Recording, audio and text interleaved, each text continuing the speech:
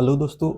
पिछले क्लास में हम लोग मौर्य काल को पढ़ रहे थे और मौर्य काल के अंतर्गत हम लोगों ने चंद्रगुप्त मौर्य, बिंदुसार, अशोक यानी जो मौर्य शासक थे उसको पढ़ लिए थे। और जो मौर्य वंश के अंतिम शासक थे बृहद्रथ, जिसकी हत्या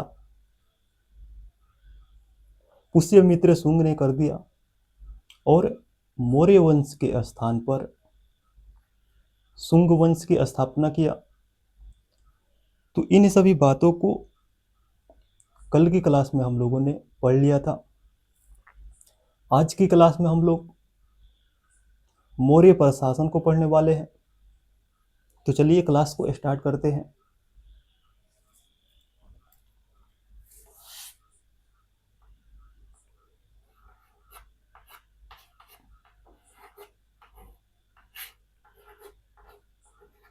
मौर्य प्रशासन।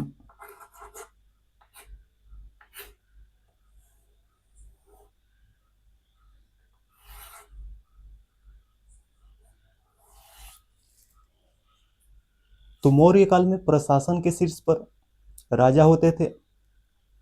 और मौर्य काल की अगर बात करें तो मौर्य काल में राजतंत्रात्मक एवं वंशानुगत शासन प्रणाली जो है देखने को मिलती है।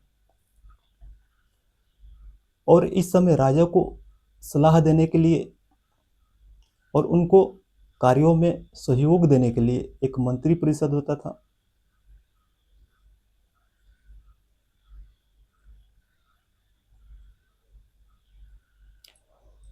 वहीं अगर बात करें तो कौटिल्य के अर्थशास्त्र में 18 तीर्थ और 26 अध्यक्ष अध्यक्ष का उल्लेख जो है देखने को मिलता है। तीर्थ जो बड़े अधिकारी होते थे उन्हीं को तीर्थ कहा जाता था मौर्य काल में। और अगर बात करें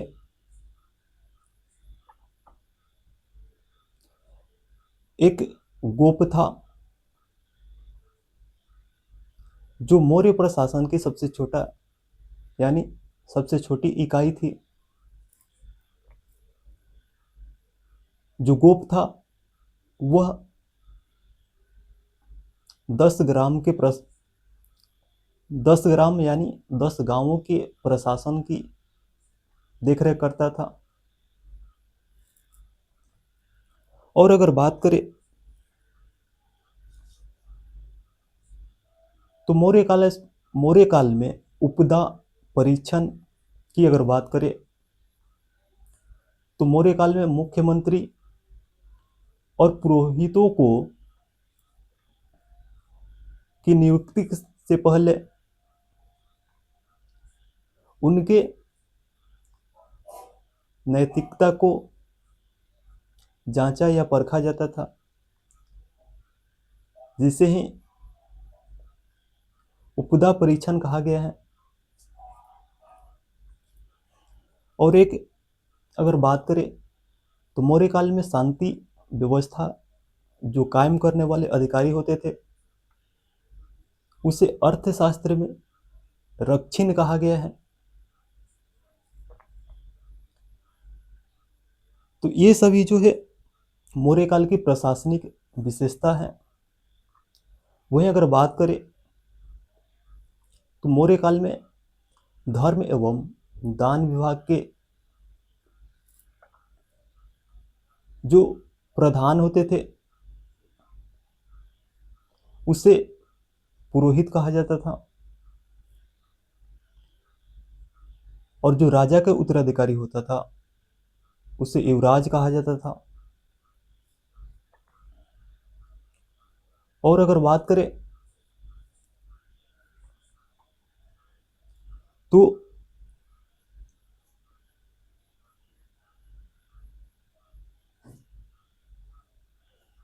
सैन्य विभाग के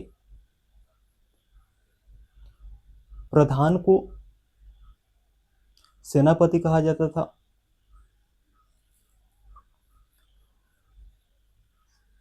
और जो राजस्व विभाग का प्रधान होता था उसे समाहर्ता, और जो राजकीय कोषाध्यक्ष का अध्यक्ष होता था उसे सन्निधाता कहा जाता था। तो इन सभी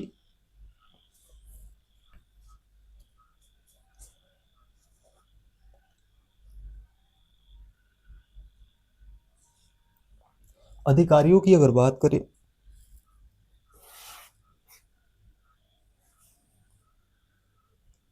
तो सबसे पहले हम लोगों ने पढ़ा कि जो मौर्यकालीन प्रशासन है, यानी मौर्य काल में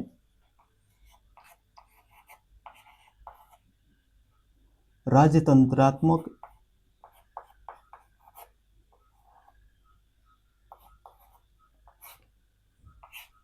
एवं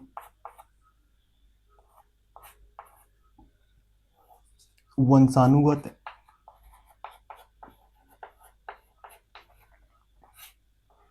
शासन प्रणाली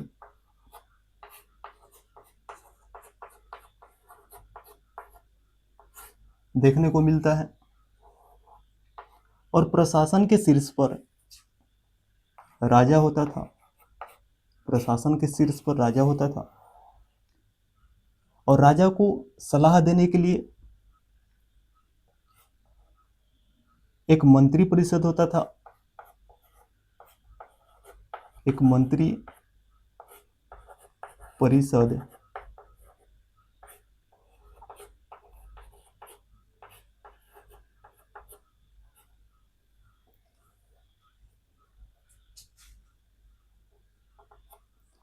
एक मंत्री परिषद होता था।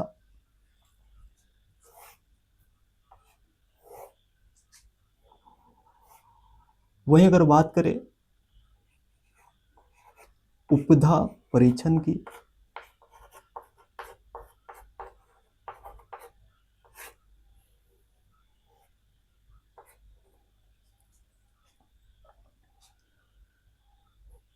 तो मौर्य काल में मुख्यमंत्री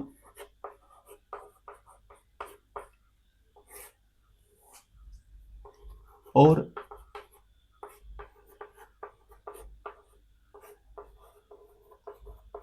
पुरोहितों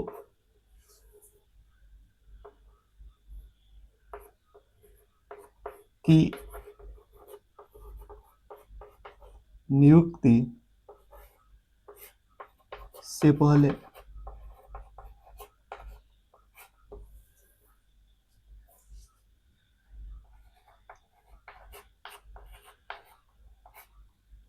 उसके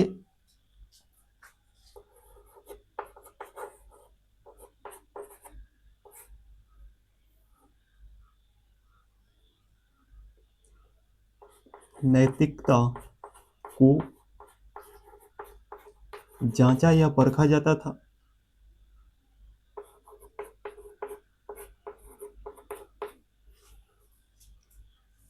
और इसी को मौर्य काल में उपधा परीक्षण कहा जाता था। वहीं अगर बात करें तो कौटिल्य के अर्थशास्त्र में, कौटिल्य के अर्थशास्त्र में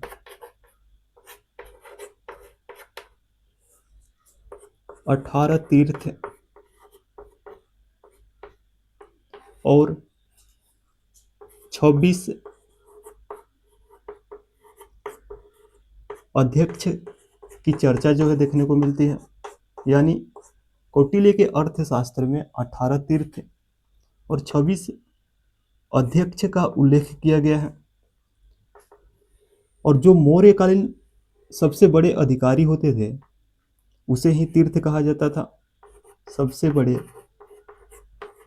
अधिकारी को ही, सबसे बड़े अधिकारी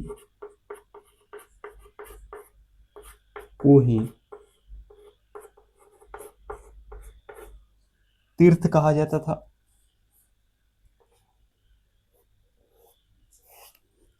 और जो मौर्य काल में शांति व्यवस्था व्यवस्था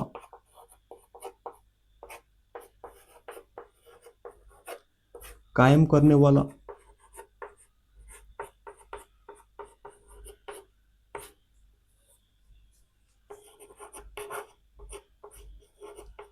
अधिकारी को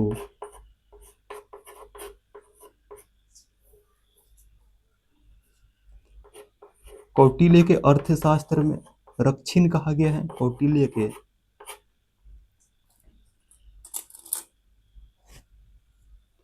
कौटिल्य के अर्थशास्त्र में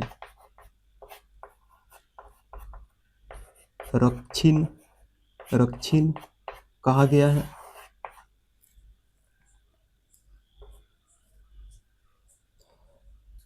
अगर बात करें मौर्यकालीन प्रधान या अधिकारियों की,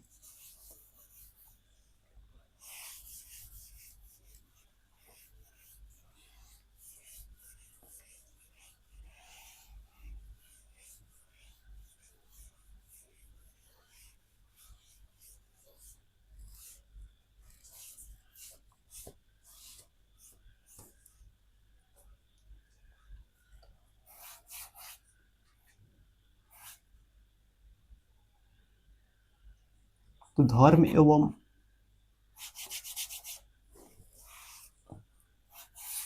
जो पुरोहित होता था, पुरोहित धर्म एवं दान विभाग के जो प्रधान होता था उसे ही पुरोहित कहा जाता था।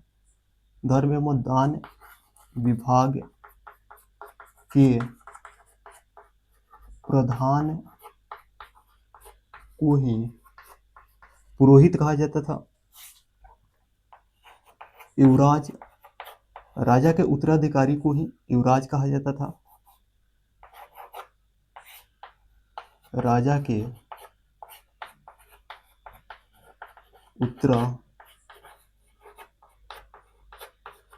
उत्तराधिकारी को ही युवराज कहा जाता था।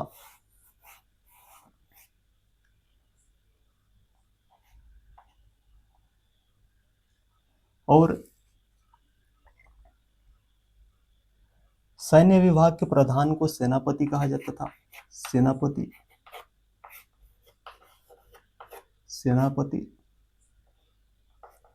सैन्य विभाग के प्रधान को सैन्य विभाग के प्रधान को ही सेनापति कहा जाता था। और एक था समाहर्ता,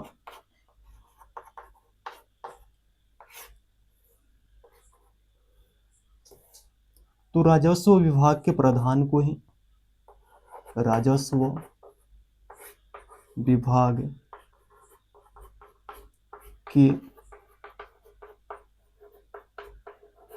के प्रधान को ही समाहर्ता कहा जाता था। और एक था सन्निधाता,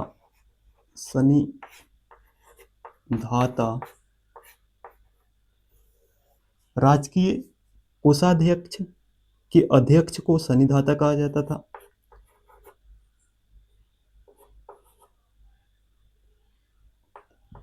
राजकीय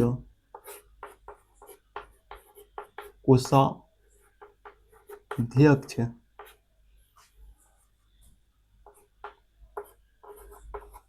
के प्रधान को ही सन्निधाता कहा जाता था। और एक था प्रदेष्टा,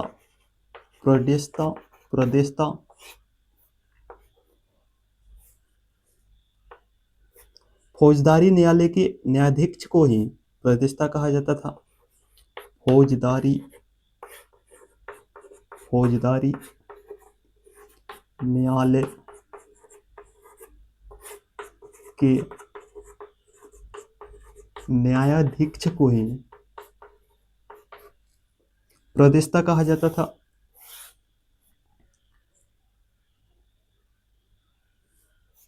और एक था व्यवहारिक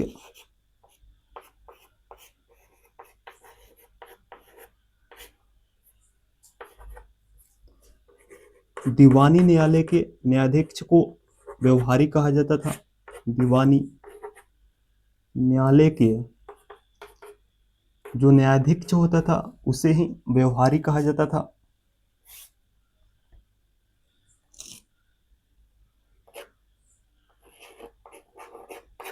कर्मांतिक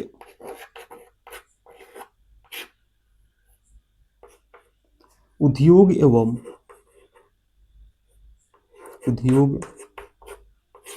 एवं कारखाना के प्रधान को ही कर्मांतिक कहा जाता था।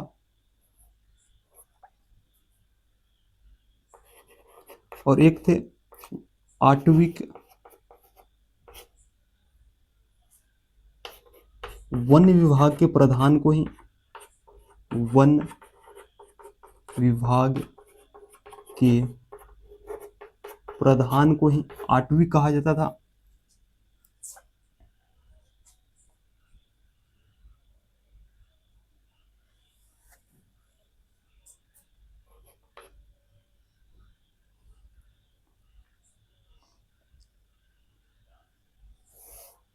और एक था एग्रोनुमाई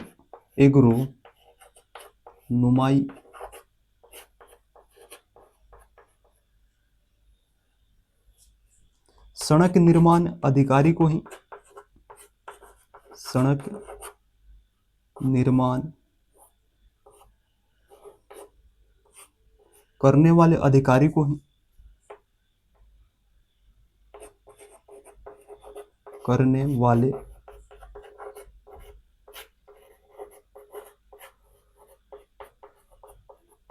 अधिकारी को ही एग्रोनोमाई कहा जाता था।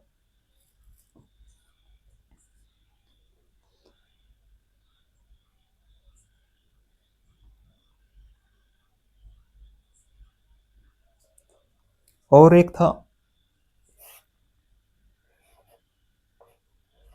द्वारपाल।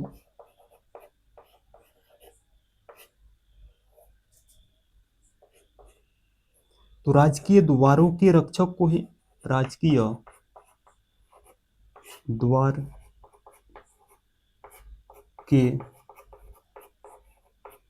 रक्षक को ही द्वारपाल कहा जाता था।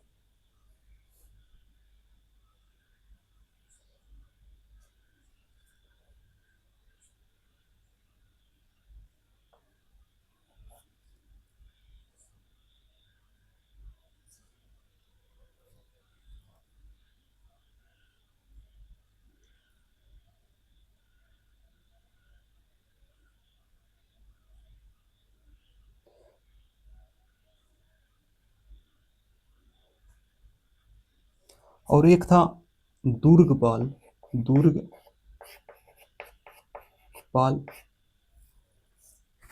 द्वारपाल को द्वारी कर लीजिएगा, द्वारिक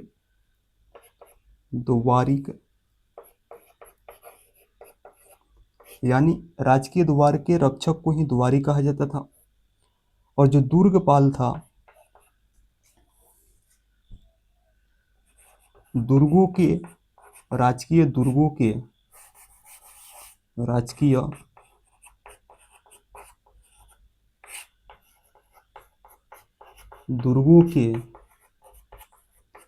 रक्षक को ही दुर्गपाल कहा जाता था।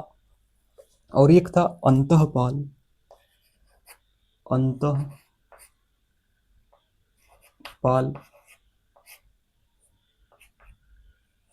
जो सीमावर्ती दुर्गों का रक्षक होता था उसे ही अंतःपाल कहा जाता था।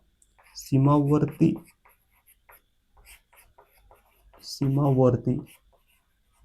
दुर्गों का रक्षक को ही अंतःपाल कहा जाता था।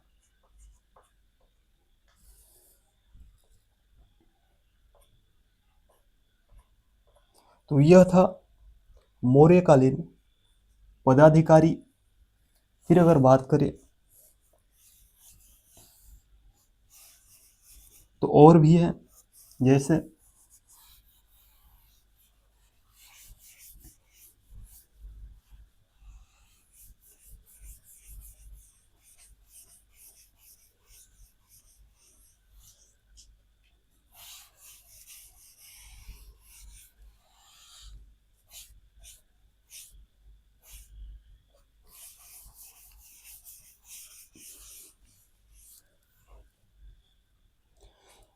पोतवाध्यक्ष, मापतौल करने वाले अधिकारी को ही पोतवाध्यक्ष कहा जाता था। पन्याध्यक्ष व्यापार एवं वाणिज्य विभाग के जो प्रधान होता था उसे ही पन्याध्यक्ष कहा जाता था। और एक था सुनाध्यक्ष, बुच्चड़ खाने का जो प्रधान होता था उसे ही सुनाध्यक्ष कहा जाता था। फिर अगला था सुराध्यक्ष, जो शराब खाने का प्रधान होता था उसे ही सुराध्यक्ष कहा जाता था। और एक था सिताध्यक्ष, जो सरकारी भूमि के प्रधान होता था उसे ही सिताध्यक्ष कहा जाता था। और एक था बबीताध्यक्ष, चरागाह भूमि के जो प्रधान होता था उसे ही बबीताध्यक्ष। और अगर बात करें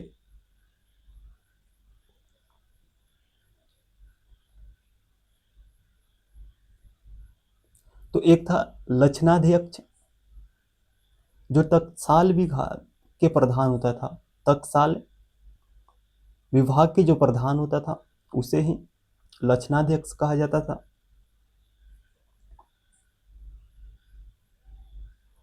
और एक था रूप दर्शक। रूप दर्शक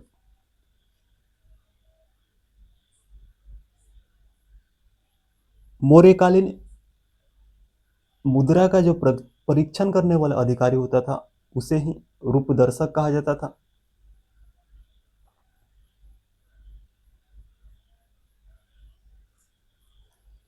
और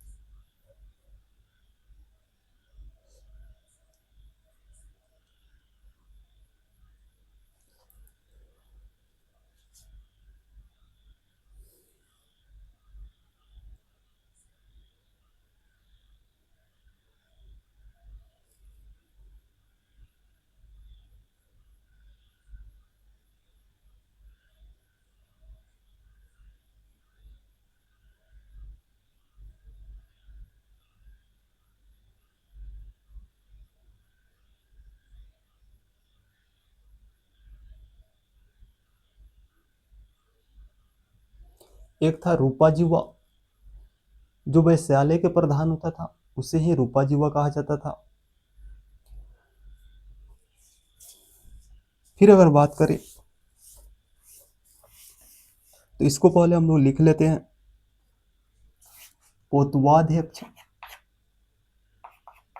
पोतवाध्यक्ष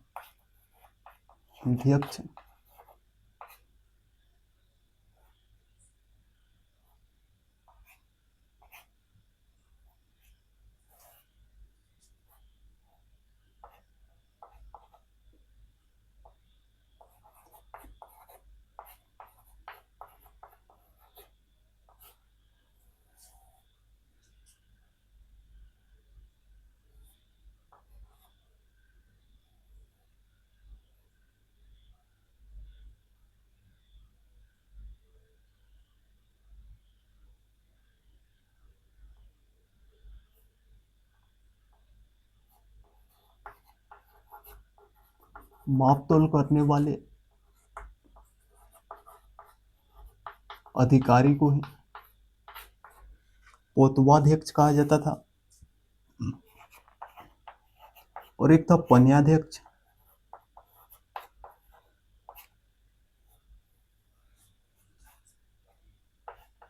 व्यापार एवं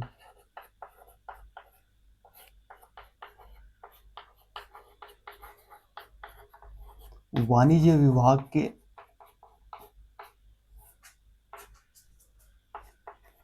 प्रधान को ही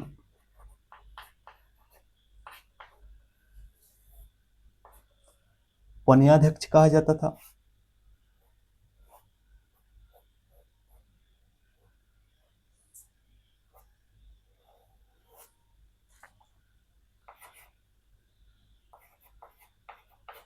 सुराध्यक्ष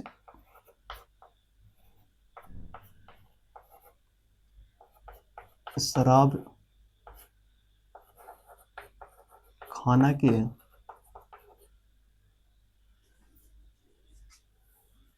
शराब खाना विभाग के प्रधान को ही विभाग के प्रधान को ही सुराध्यक्ष सुनाध्यक्ष बुचड़ खाने के प्रधान को बुचड़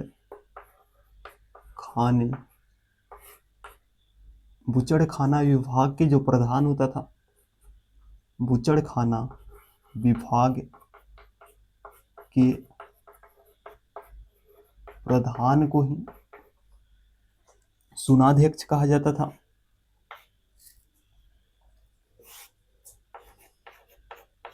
शीताध्यक्ष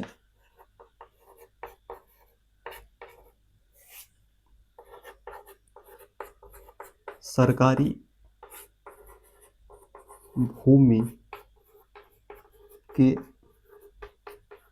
प्रधान को ही शीताध्यक्ष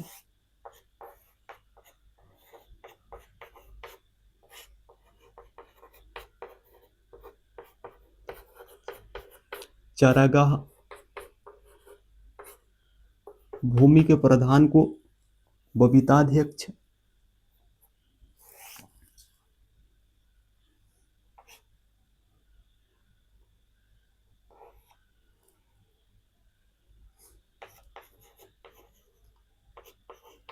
लक्षणाध्यक्ष टकसाल विभाग के जो प्रधान होता था, टकसाल विभाग के प्रधान को ही लक्षणाध्यक्ष कहा जाता था।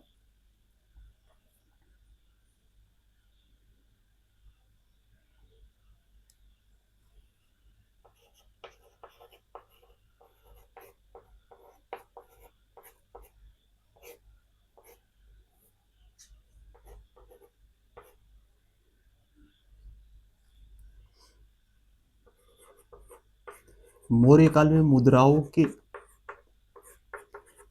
निरीक्षण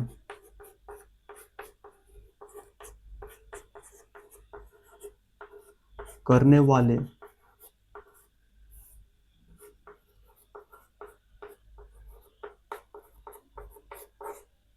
अधिकारी को ही रूपदर्शक कहा जाता था। फिर अगर बात करें मौर्यकालीन न्याय व्यवस्था की, अगर बात करें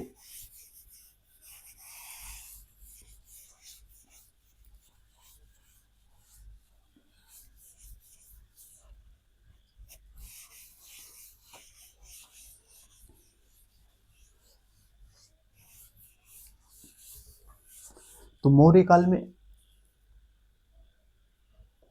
न्याय जो है राजा के द्वारा किया जाता था, और राजा के द्वारा लिया गया अंतिम निर्णय ही मौर्य काल में न्याय कहलाता था। और मौर्य काल में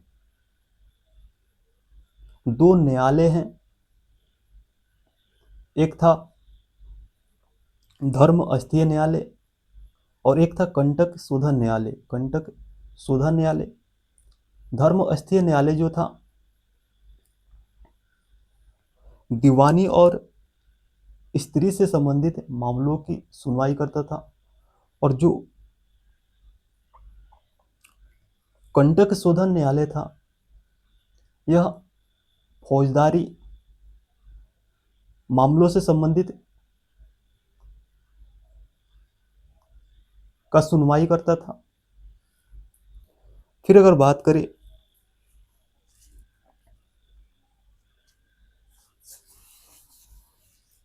गुप्तचर व्यवस्था की, अगर बात करें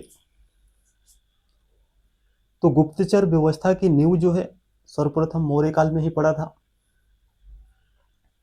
और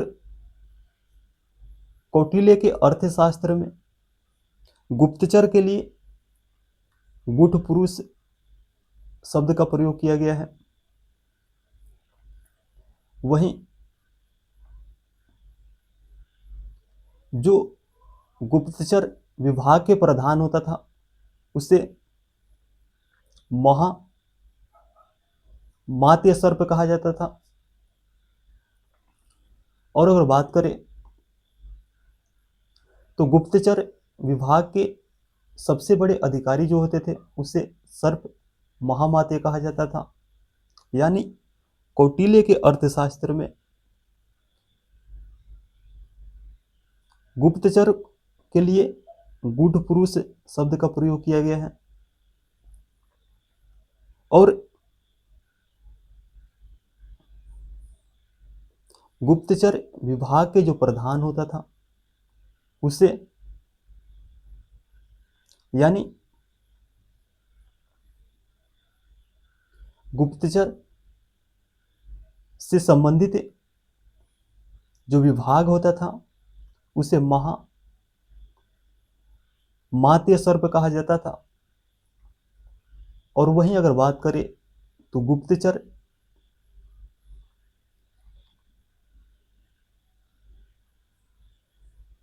के सबसे बड़े अधिकारी को सर्प महामात्य कहा जाता था। तो इसको सबसे पहले हम लोग लिख लेते हैं।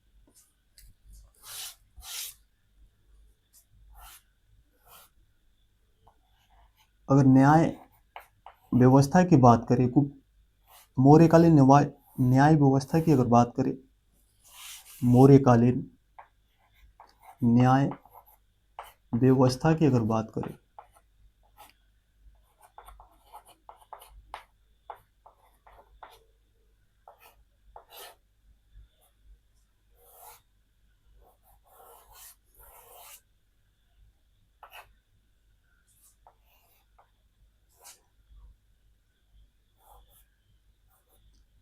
तो मौर्य काल में न्याय जो है राजा के द्वारा किया जाता था। और राजा के द्वारा यानी राजा के द्वारा लिया गया अंतिम निर्णय जो था वही न्याय कहलाता था। और इस समय दो न्यायालय का उल्लेख जो है देखने को मिलता है। एक है धर्मस्थलीय न्यायालय, धर्मस्थलीय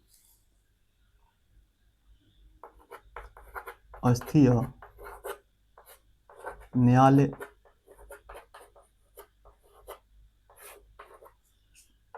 और दूसरा था कंटक शोधन न्यायालय।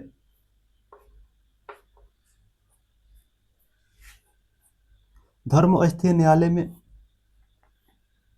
दीवानी और स्त्री से संबंधित मामलों की सुनवाई होती थी। वहीं कंटक शोधन न्यायालय में फौजदारी मामलों से संबंधित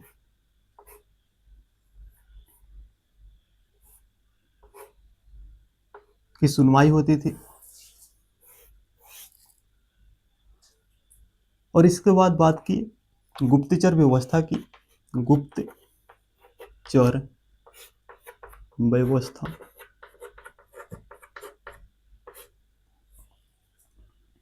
तो गुप्तचर व्यवस्था की सर्वप्रथम जो नींव है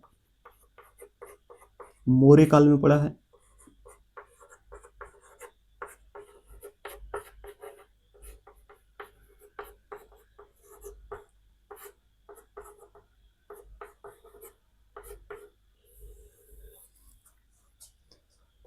और कौटिल्य के अर्थशास्त्र में, कौटिल्य के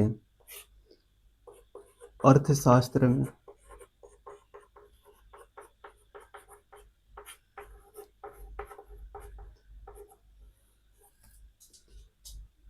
गुप्तचर को गूढ़ पुरुष कहा गया है, गूढ़ पुरुष कहा गया है।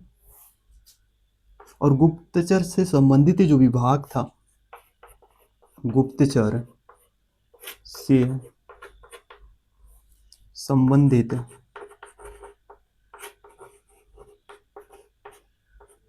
विभाग को महामात्य सर्प कहा गया है।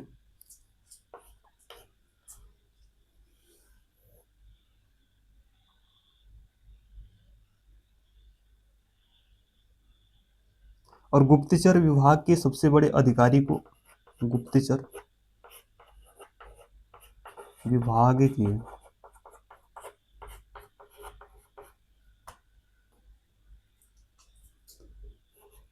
सबसे बड़े अधिकारी को सर्प महामात्य कहा जाता था। सर्प महामात्य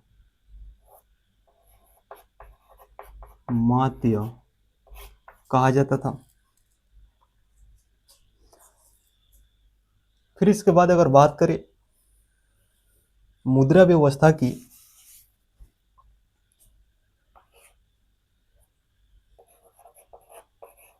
मुद्रा व्यवस्था की अगर बात करें तो मौर्य काल में चांदी के सिक्का को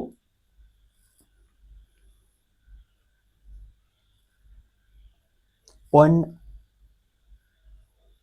धारण या करसापन कहा जाता था।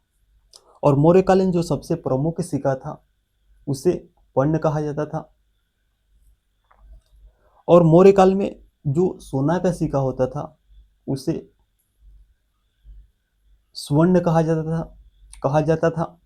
और तांबा के सिक्का को काकिनी या मासक कहा जाता था। तांबा के सिक्का को काकिनी या मासक कहा जाता था। चांदी के सिक्का को पर्ण, धारण या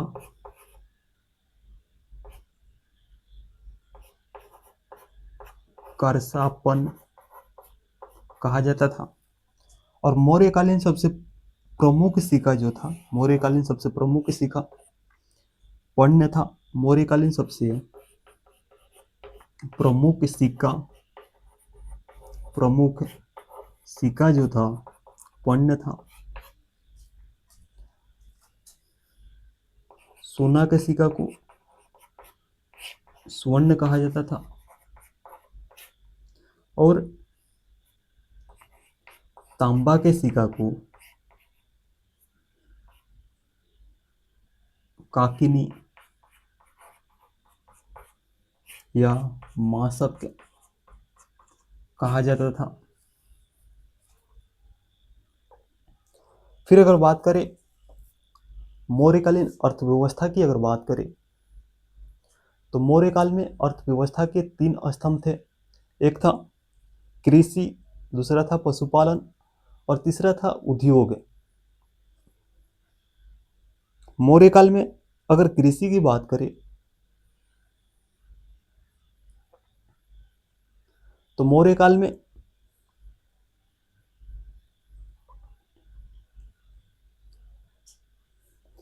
कृषि की जो भूमि थी उसको 5 भागों में बांटा गया था। सॉरी, उसको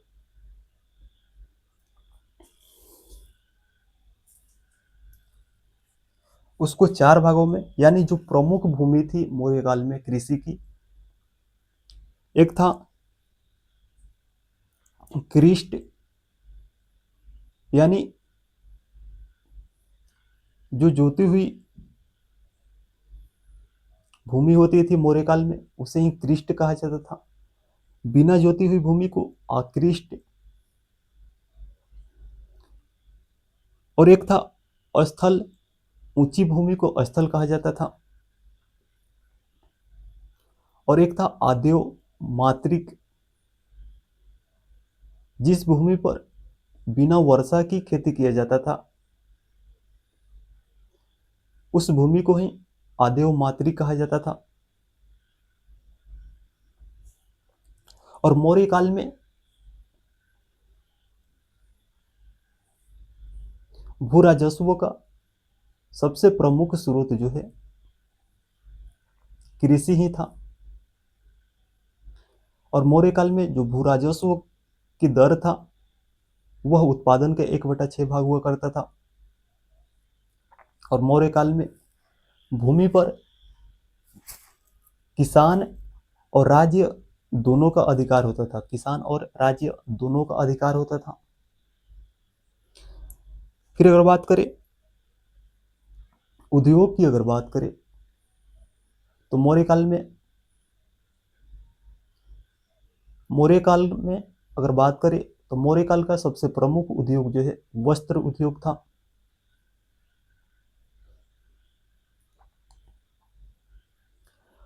और जो उद्योग संस्थान होते थे उसे श्रेणी कहा जाता था। और श्रेणी के जो प्रधान होता था उसे महाश्रेष्ठी कहा जाता था। और मौर्य काल में जो व्यापारियों का काफिला होता था उसे सार्थवाह कहा जाता था। तो इसको हम लोग लिख लेते हैं।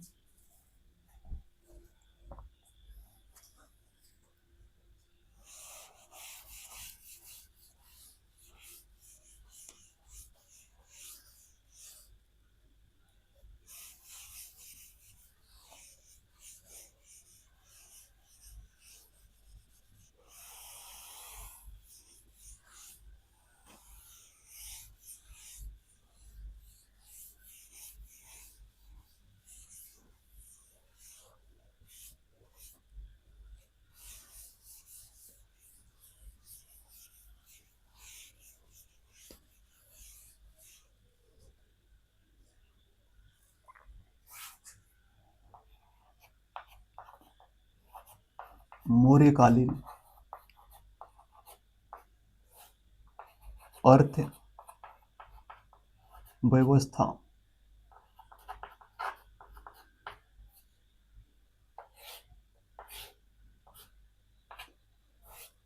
मौर्यकालीन अर्थव्यवस्था के 3 स्तंभ थे। एक था कृषि, दूसरा था पशुपालन,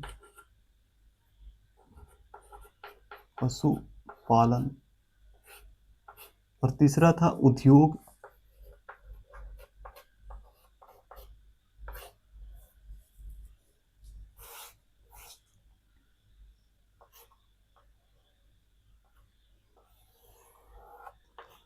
मौर्यकाल में भू राजस्व का सबसे प्रमुख स्रोत कृषि था। और भू राजस्व की जो दर थी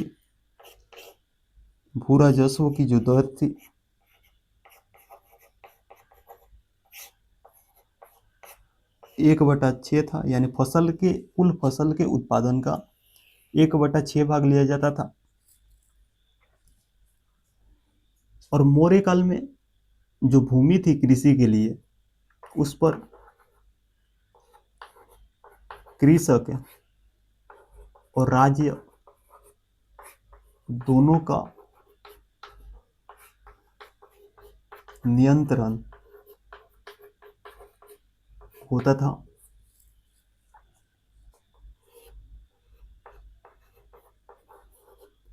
और इस समय कृषि भूमि जो था प्रमुख था। कृषि भूमि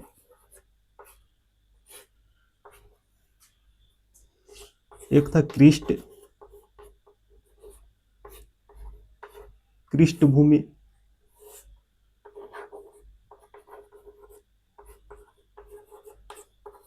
जोती गई भूमि को कृष्ट भूमि कहा जाता था। और दूसरा था अकृष्ट भूमि, बिना जोती गई भूमि को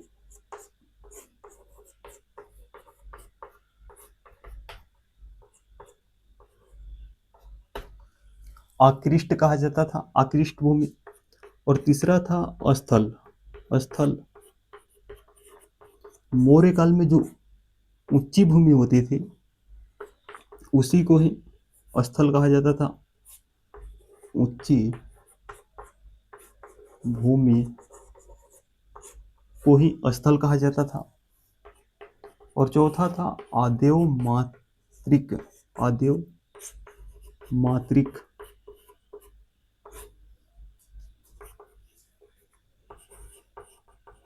बिना वर्षा के खेती जिस भूमि पर होती थी उसे ही आदेव मात्रिक भूमि कहा जाता था।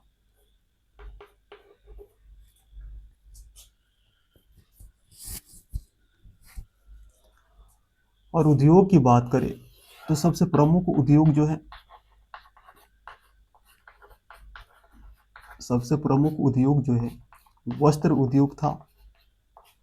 मौर्यकालीन सबसे प्रमुख उद्योग जो है वस्त्र उद्योग था।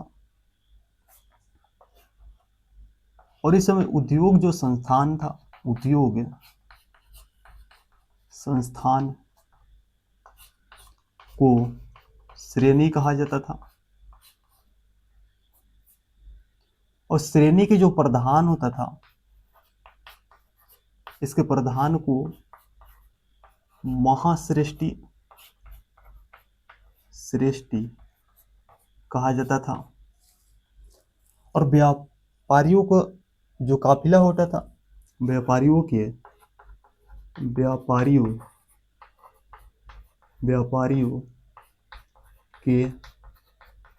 काफिला को मौर्य काल में सार्थवाह कहा जाता था। सार्थवाह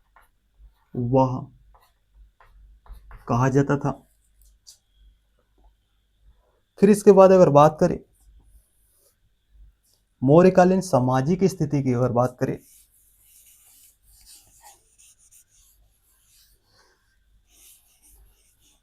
तो मौर्य काल में महिलाओं की जो स्थिति थी काफी अच्छी थी। ऐसा इसलिए कह सकते हैं क्योंकि इस समय विधवा महिलाएं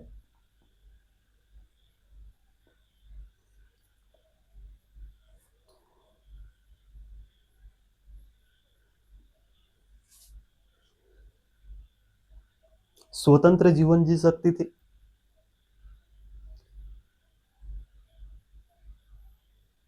यानी मौर्य काल में विधवा विवाह का प्रचलन जो है देखने को मिलता है। इस समय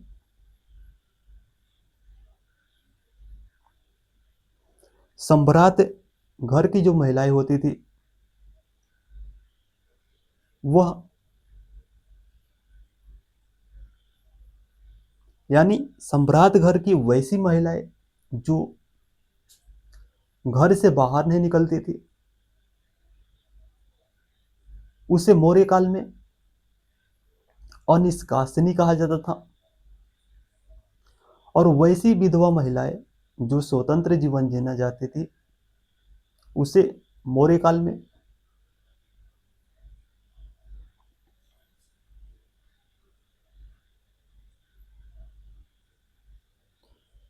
छंदवासिनी कहा जाता था। छंद वासिनी कहा जाता था। और मौर्य काल में वैश्यावृत्ति प्रथा का प्रचलन भी देखने को मिलता है। और मौर्य काल में जो वैश्यावृत्ति प्रथा था, इसको राजकीय संरक्षण भी प्राप्त था। इस समय सती प्रथा का प्रचलन देखने को नहीं मिलता है, लेकिन दास प्रथा का प्रचलन जो है मौर्य काल में देखने को मिलता है।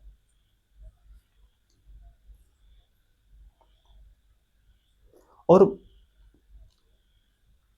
मौर्य काल में जो वैश्यावृत्ति करने वाली महिलाएं होती थी, उसे रूपा जीवा कहा जाता था।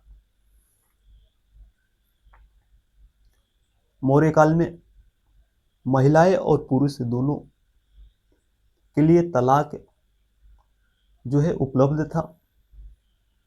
और कौटिल्य का जो अर्थशास्त्र था, कौटिल्य के अर्थशास्त्र में तलाक के लिए मोक्ष शब्द का प्रयोग किया गया। मोक्ष शब्द का जो प्रयोग है कौटिल्य के अर्थशास्त्र में तलाक के लिए किया गया है।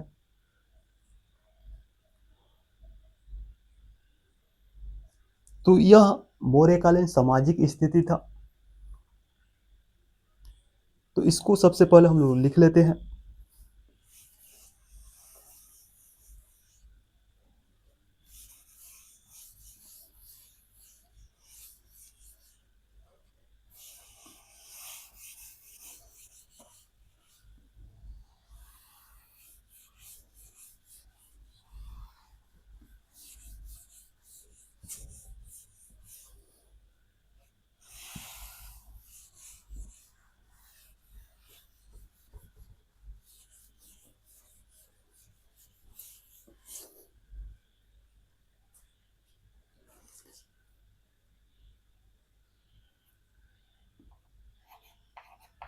मौर्यकालीन सामाजिक स्थिति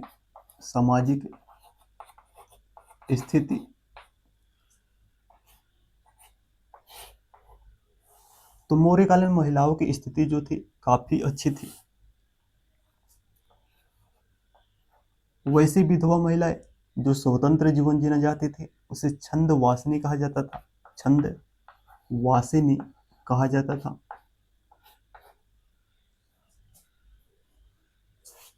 वैसी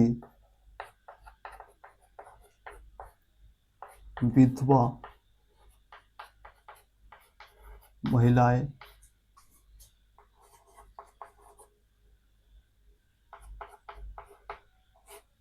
जो स्वतंत्र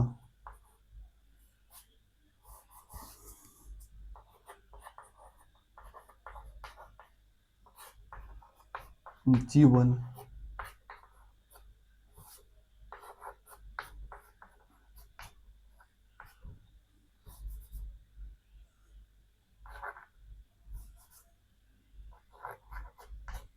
जीना चाहती थी, उसे छंद वासिनी कहा जाता था।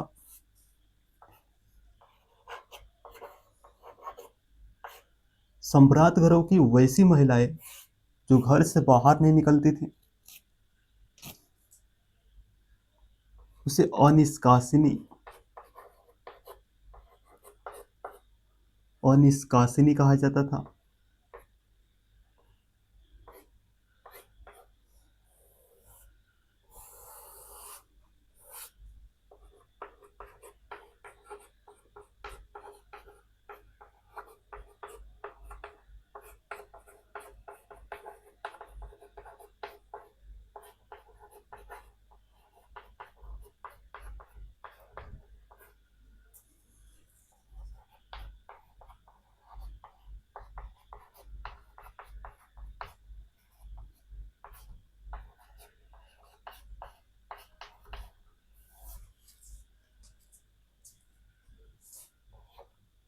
अनिष्कासिनी यानी सम्राट घरों की वैसी महिलाएं जो घर से बाहर नहीं निकलती थी, उन्हें अनिष्कासिनी कहा जाता था। और वैश्यावृत्ति करने वाली महिलाओं को रूपा जीवा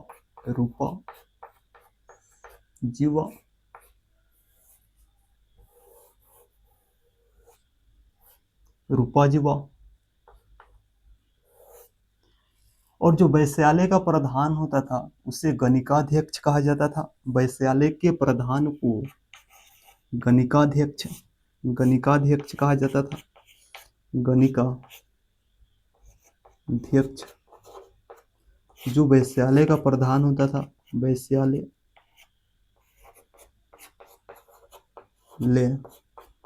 के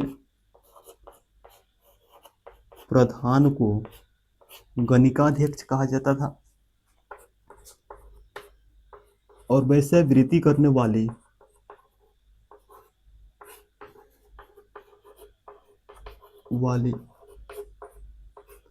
महिलाओं को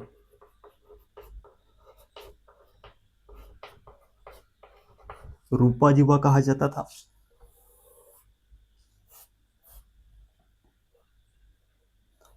यानी इस समय अगर बात करें मौर्य काल की, तो मौर्य काल में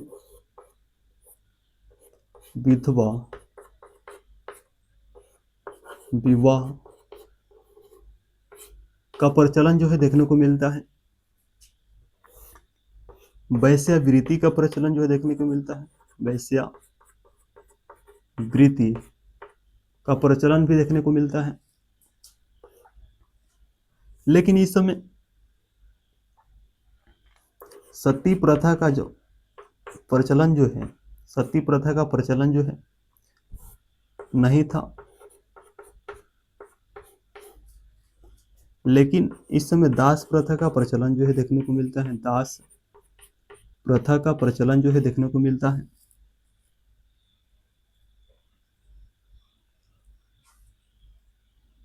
तो हम लोग मौर्य काल की प्रशासनिक सामाजिक स्थिति